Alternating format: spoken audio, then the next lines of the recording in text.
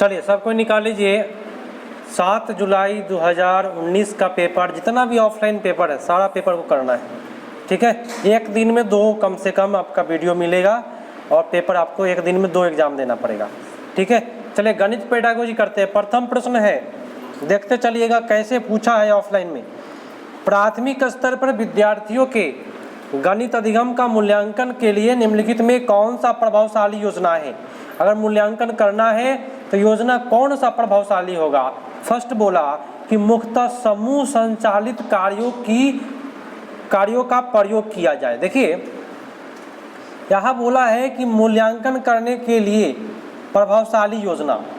देखिए प्राथमिक स्तर बोले तो क्या 1 to 5 में सबसे बेटर होता है कि समूह में कोई भी चीज़ अगर करते हैं तो बच्चा बेटर तरीका से सीखता है। तो आपका सबसे बेटर उत्तर कौन होगा, कौन हो जाएगा? नेगेटिव पूछ रहा है, समूह संचालित, सॉरी नेगेटिव पूछ रहा है। तो नेगेटिव में कौन जाएगा उत्तर? मुख्यतः समूह संचालित कार्यों का प्रयोग करना, ये तो सही है। और बी बोला कि ऐसे कार्य की अभिकल्पना की जाए कि अंतर्गत रटने और संकल्पना समझने में अंतर किया जा सके, ये भी सही है। विद्यार्थियों के त्रुटि को जानकर उनके तर्क का विश्लेषण किया जाए, ये भी सही है। और ऐसे कार्यों की अभिकल्पना किया जाए जिसमें एक से अधिक स्तर के उत्तर प्राप्त हो, सब ठीक है। लेकिन कह रहा है आप पूरे ध्यान से, मूल्यांकन करने के लिए निम्नलिखित में कौन सा प्रभावशाली योजना नहीं है। देखिए समूह में यदि कार्यों का प्रयोग करेंगे तो अच्छा से किसी भी बच्चा का मूल्यांकन नहीं कर पाइएगा। समूह में करिएगा तो मूल्यांकन करना है तो प्रत्येक व्यक्ति का करना पड़ेगा, प्रत्येक बच्चा का करना पड़ेगा। लेकिन समूह में प्रभावशाली मूल्यांकन नहीं होगा। मूल्यांकन तो होगा लेकिन प्रभावशाली नहीं होगा, ठीक है। उत्तर कौन सा होगा? ए। नेक्स्ट पढ़ाइएगा, बोलते चलिएगा आप लोग। गणितीय अध्यापन को प्रभावी बनाने के लिए निम्नलिखित में कौन सी विशेषता नहीं है। केवल नेगेटिव पूछ रहा है। फर्स्ट बोला कि प्रतिदिन के अनुभव के साथ संबंध स्थापित करना, ठीक है। प्रतिदिन का अनुभव जो चलता है और एक ही संकल्पना के लिए भिन्न भिन्न शिक्षण अधिगम का प्रयोग करना, बात सही है। माने एगो जोर सीखना है, अलग अलग तरीका से आप सीख रहे हैं तो बेटर है। लेकिन हमको खोजना है नेगेटिव। एक नई संकल्पना का परिचय देने के लिए समय के नियम का कठोरता से पालन, है ना नेगेटिव। यहाँ पे क्या नेगेटिव है?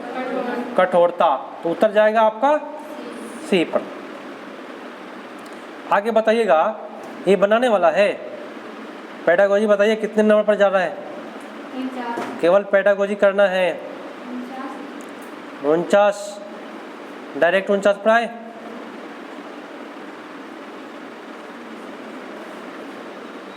एक सेकेंड, हाँ आ गया। चलिए 48 नंबर बनाने वाला बताएंगे। हाँ, समावेशी विद्यालय में आप अपनी कक्षा में दृष्टिबाधित विद्यार्थी छात्रों की आवश्यकता को कैसे पूरा करिएगा, बताइए। कोई बच्चा दृष्टिबाधित है तो आप उसकी आवश्यकता को कैसे पूरा करिएगा?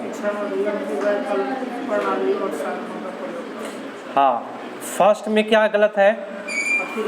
अतिरिक्त समय। देखिए बच्चा दृष्टिबाधित हो या कोई भी चीज़ हो, किसी को अतिरिक्त समय नहीं देना है। बी में क्या गलती है? उच्च उपलब्धि। और सी सही है, शिक्षण अधिगम की वैकल्पिक प्रणालियों और साधनों का प्रयोग करना। सबसे बेटर आपका सी पर। और डी में क्या गलत है? विशेष शिक्षक के पास भेजेंगे, मतलब कि आप अच्छा टीचर नहीं है। उत्तर कौन जाएगा? 3। कोई दिक्कत नहीं है। चलिए आ जाइए नेक्स्ट पर। 50। हाँ देखिए, कोई भी अंक को यदि बच्चा जैसे 16 को तोड़ के लिखा है, और देखिए तो ग्लैमर किन का है? देखिए, जाइए ना देखो, देखिए बताइए तो, ऊपर जाके बोलिए ग्लैमर किन का है लगा हुआ।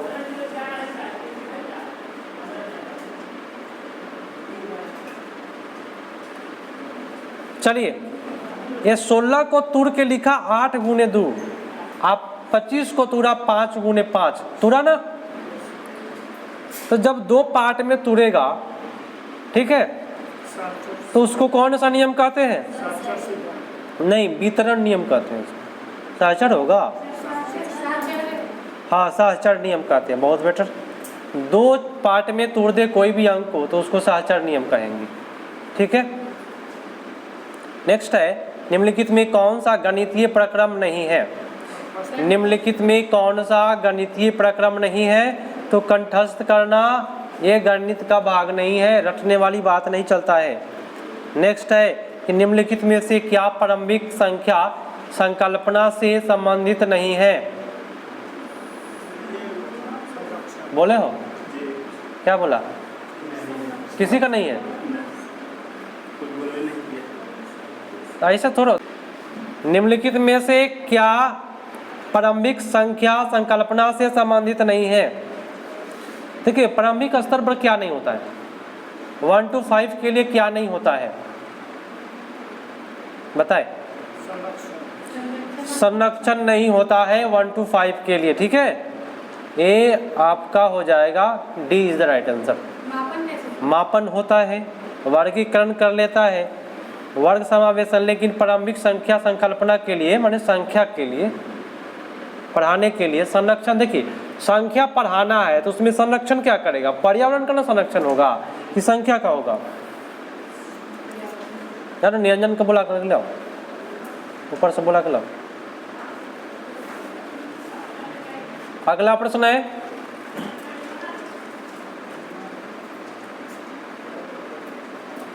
संख्या और संख्या के विषय में निम्नलिखित में से कौन सा कथन सही है?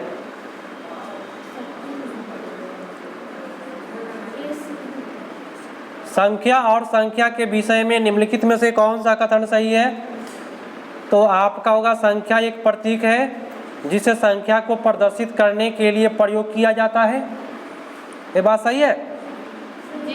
सही है, चलिए। और बी क्या है? एक संख्या को विभिन्न संख्याओं द्वारा प्रदर्शित किया जा सकता है। मान लीजिए 5 है, उसको अलग अलग संख्या से प्रदर्शित कर सकते हैं? नहीं कर सकते, तो ये आपका गलत है। और बी आपका, ए आपका सही है और बी आपका गलत है। नेक्स्ट बोला, मान लीजिए आप जोड़ पढ़ा रहे हैं, ठीक है, तो लिखा हुआ है ऑप्शन नंबर 1, देखिएगा पूरा ध्यान से पकड़िए उसको। कह रहा है कि 15 गो संतरा है एगो टोकरी में, और दूसर का टोकरी में कै गो संतरा है? 17 गो संतरा है। अब मिलाने की बात करें तो मिलाने में समुच्चयन होता है। क्या होता है? समुच्चयन। मिलाने की बात करेगा दूगो टोकरी का तो उसमें समुच्चयन होगा, लेकिन कहेगा कि एगो टोकरी में कितना है? 5 गो है, और 2 गो बढ़ा देना या वृद्धि की बात करेगा तो वृद्धि के बात करेगा तो संवर्धन हो जाएगा। क्या हो जाएगा? संवर्धन। मिलाने की बात करें तो ठीक है।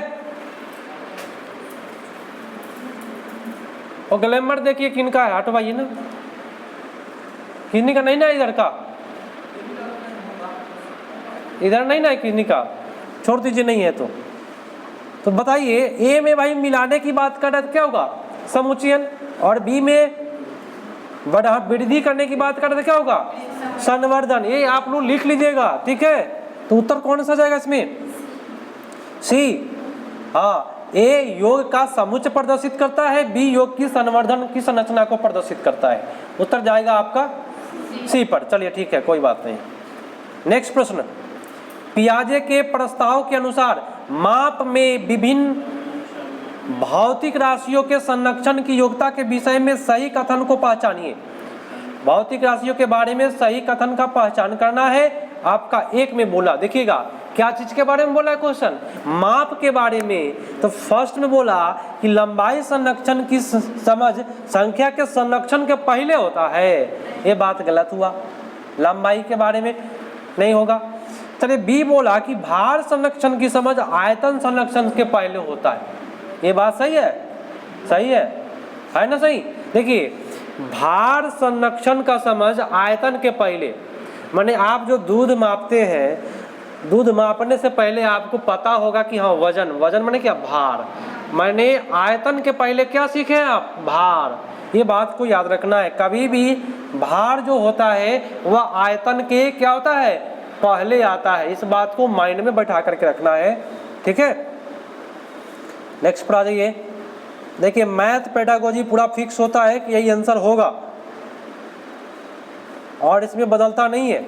नेक्स्ट प्रश्न है, देखिएगा प्रश्न कहता है कि एक अध्यापक, सुनिएगा ध्यान से और जवाब दीजिएगा, कक्षा 4 के छात्रों को निम्नलिखित कार्य देता है। देखिए क्या कार्य दिया, ये प्रश्न बहुत बार घुमा फिरा के पूछा है और जितना भी ऑफलाइन का प्रश्न है ना ऑनलाइन में डालता है मैथ वाला, ठीक है। तो एक अध्यापक है, कक्षा 4 के छात्रों को निम्नलिखित कार्य देता है। अब देखिए क्या कार्य दिया, 25 टाइल्स को सभी संभव आयत व्यू में व्यवस्थित करिए। मतलब मान लीजिए आप गए किसी के घर पे काम करने, आपको 25 को टाइल्स दे दिया गया, अब व्यवस्थित करने के लिए दिया गया, तो पहले आपको क्या चाहिए बताइए, पकड़िए ध्यान से इसको। एक चीज इसका कमी बता दीजिए, इसे ऑप्शन में 4 ऑप्शन दिया है ना, एक कमी बताइए जिससे पकड़ा जाता है आंसर।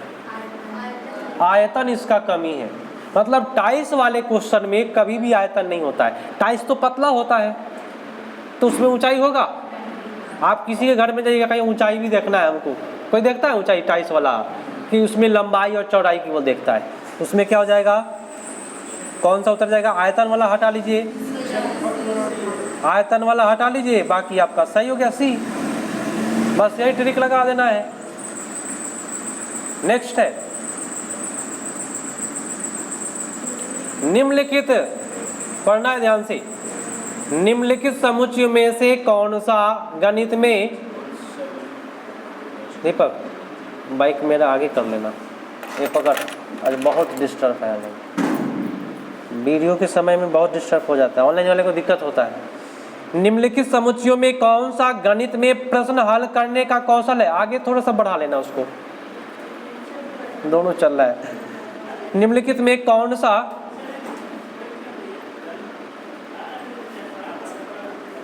गणित में प्रश्न हल करने का कौशल बताइए, हो गलत, फर्स्ट में क्या सही है,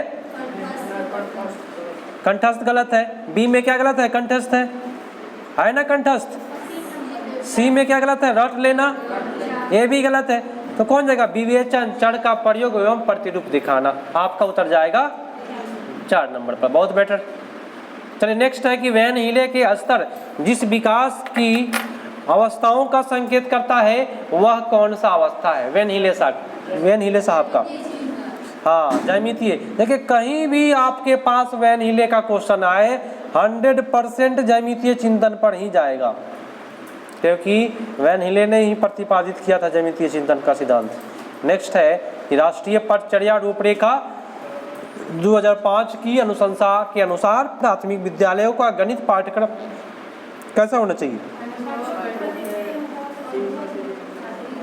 अनुभव से संबंधित होना चाहिए। क्या कोई दिक्कत नहीं है, बच्चा का अनुभव को लेकर के चलेंगे। फर्स्ट क्यों नहीं हुआ ये बताए, फर्स्ट क्यों नहीं हुआ, गणित के लिए तैयार करना, केवल गणित के लिए तैयार नहीं करना, इसलिए आपका गलत है। दूसरा है कि अनुभव से संबंधित होना चाहिए, कोई भी पढ़ाई हो वो सबसे बेटर जाता है, तो भाई सबसे बेटर भी ही करेंगे, ठीक है, कोई दिक्कत नहीं है।